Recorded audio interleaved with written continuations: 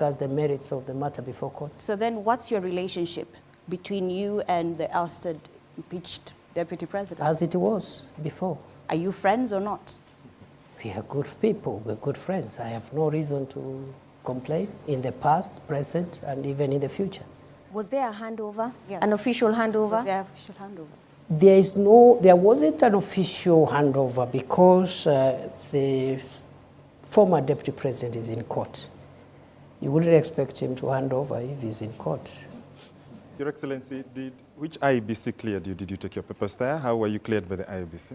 There is no requirement to clear a deputy president who ascends to office by virtue of Article 145 read together with 150. But what requires the clearance of IEBC is the president and the deputy president in an election. The President's memo to Parliament, Your Excellency, indicated that your nomination was cleared by IEBC. There was no election. I assumed office through a process different from a process following an election.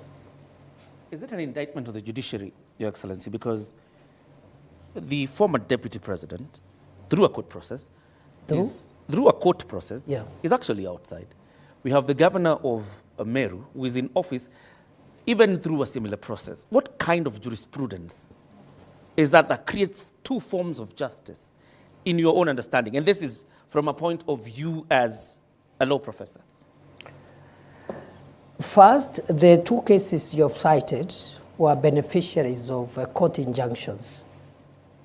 The only difference is in one, after the inter partes hearing of the matter around whether or not the injunction should be preserved. In one case, the court found that the injunction needed to be lifted. In the second case, which also there has been an injunction, the court found yesterday that there is no need to lift the injunction.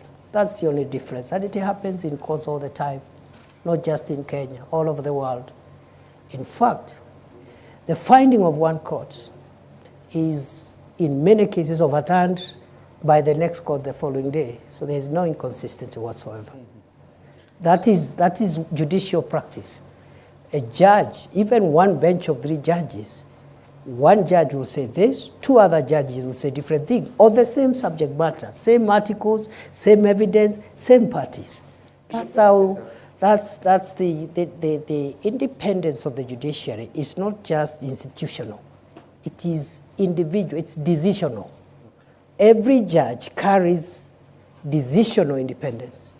Your predecessor, Your Excellency, says the reason you ascended to this position is because you are a yes man.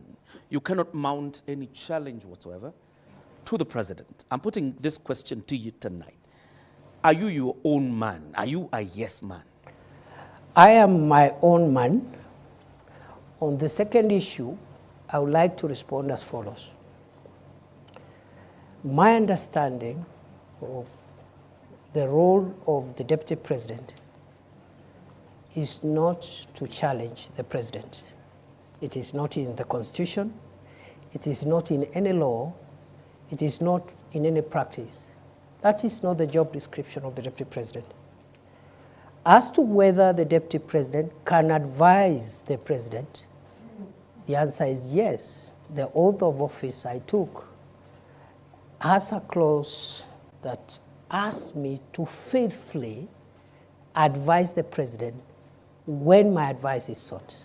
So then where does your allegiance lie? To the people or your appointing authority? My allegiance lies on the oath of office I took.